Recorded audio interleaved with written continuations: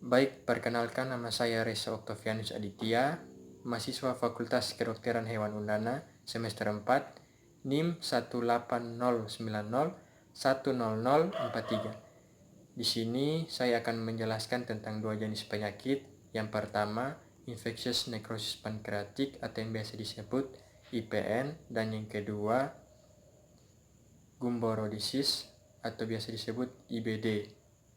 Baik, langsung saja saya akan menjelaskan penyakit yang pertama yang disebabkan virus IPN. Virus IPN ini menyerang beberapa jenis ikan, yaitu ikan salmon dan ikan trout. Infeksi secara khas terlihat pada ikan trout sebagai penyakit akut dengan memiliki tingkat mortalitas yang tinggi.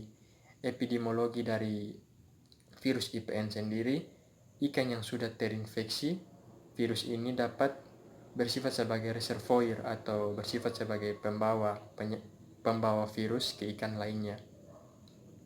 Ikan yang telah terinfeksi ini dapat menularkan ke ikan lain melalui kotoran, telur, cairan manis, serta cairan dari saluran atau alat reproduksi dari ikan tersebut. Kerentanan ikan salmon terhadap virus ini menurun dengan bertambahnya usia ikan salmon tersebut. Ikan trout memiliki angka mortalitas yang tinggi, yaitu 10-90% angka mortalitas. Virus IPN ini memiliki beberapa faktor, yaitu faktor kepadatan populasi ikan, suhu air, serta kondisi stres daripada ikan. Faktor-faktor itu mempengaruhi angka mortalitas dari virus IPN itu sendiri. Masuk ke gejala klinis. Gejala klinis dari virus IPN ini yaitu meningkatnya angka mortalitas secara tiba-tiba, kemudian perilaku ikan ditunjukkan dengan gerakan ikan yang tidak normal, dan juga diikuti perilaku ikan yang hampir mati dan diikuti dengan kejang terhadap ikan. Gejala klinis yang berikut, ikan juga dapat menimbulkan eksoptalmia, distensi perut, serta perdarahan pada daerah perut ikan. Perdarahan kecil juga dapat terjadi di rongga pilorus, hati, serta limpa daripada ikan. Terdapat juga lendir yang dapat kita temukan di dalam lambung dan usus bagian depan pada ikan.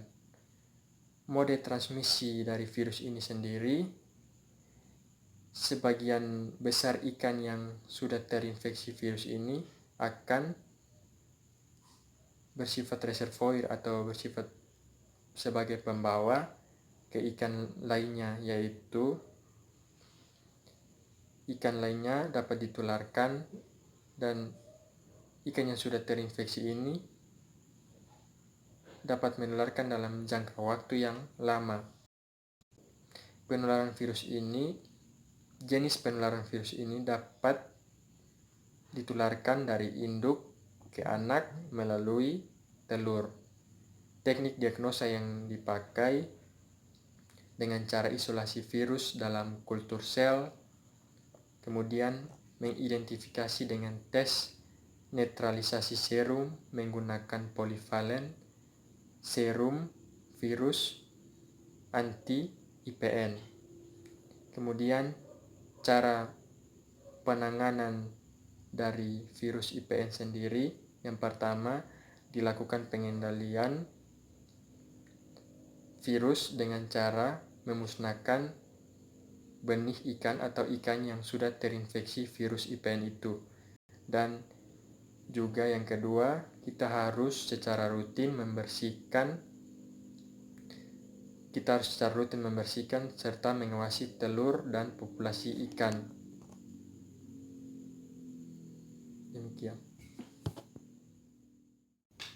Baik, kita masuk ke penyakit yang kedua, yaitu penyakit gumboro. Penyakit ini merupakan penyakit yang disebabkan oleh virus IBD yang bersifat imunosupresif dan menyerang pada anak ayam atau ayam usia muda. Etiologi dari virus ini, IBD, merupakan virus RNA untai ganda yang berasal dari genus Avivirnavirus dan famili Birniviridae. IBD sendiri memiliki dua serotip, serotip 1 dan serotip 2, yang secara alami dapat menginfeksi ayam, kalkun, bebek, burung unta, burung puyuh, serta burung merpati.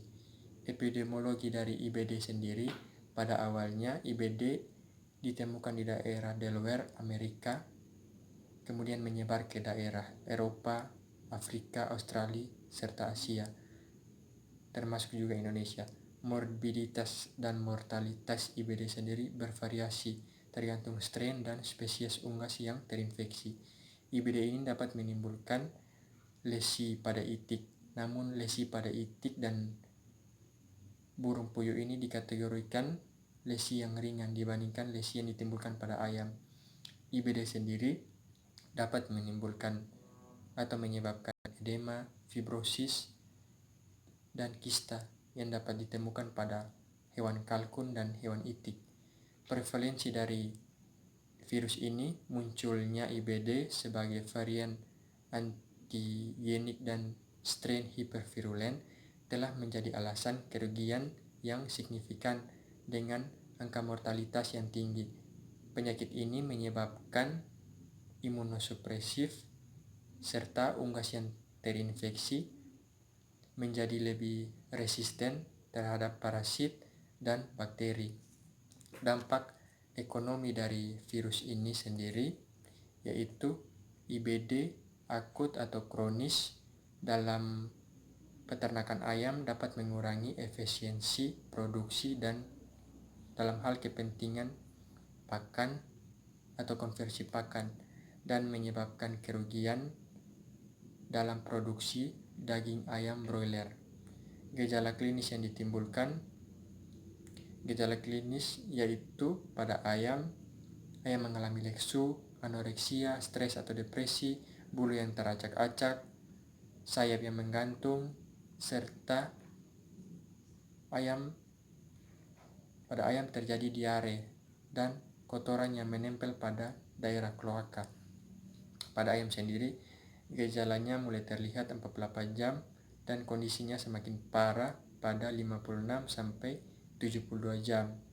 Patogenesis dari virus ini menyerang ayam muda usia 3-6 minggu, sementara bentuk subklinisnya ditemukan pada unggas yang lebih tua. Ayam tipe layer lebih rentan terhadap virus ini daripada ayam tipe broiler.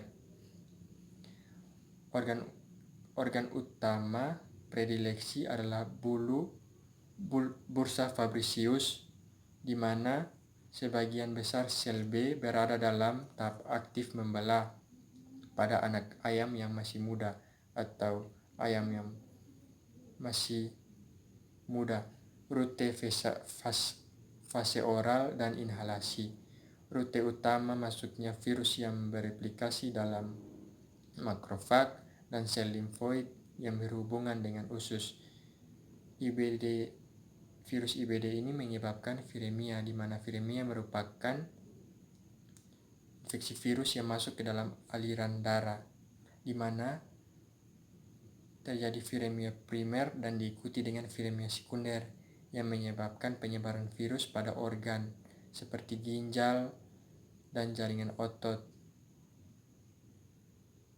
yang dapat menyebabkan tanda klinis patognomоник dan menyebabkan kematian.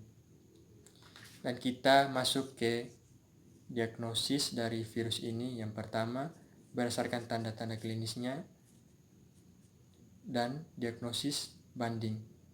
Ada beberapa tindakan diagnosis, yaitu diagnosis isolasi virus, diagnosis antigen virus, diagnosis mode real-time PCR, dan diagnosis LAMP, diagnosis strip, satu langkah, kemudian diagnosis yang terakhir, diagnosis tes serologis. Cara penanganannya dengan melakukan vaksin virus IBD sendiri. Demikian hasil presentasi saya ucapkan terima kasih.